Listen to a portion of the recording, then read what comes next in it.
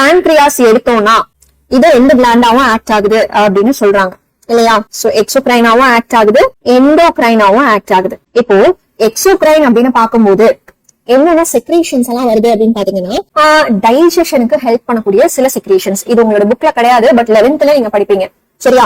So அப்படிப்பட்ட secretions தான் இந்த பான்கிரியாட்டிக் அமைலேஸ், பான்கிரியாட்டிக் ட்ரிப்சின், இந்த மாதிரி அதே மாதிரி பான்கிரியாட்டிக் லிப்பேஸ்.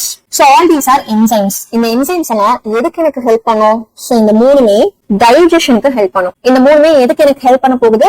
டைஜஷனுக்கு ஹெல்ப் பண்ணும். இப்ப இதுவே எண்டோகிரைன் கிளாண்ட்ஸ் அப்படின்னு பாத்தீங்கன்னா பான்கிரியாஸ்ல இருக்கக்கூடிய ஐலெட்ஸ் ஆஃப் லாங்கர்ஹான்ஸ். சோ இது இஸ்லெட்ஸ் சொல்லக்கூடாது, ஐலெட்ஸ் சரியா?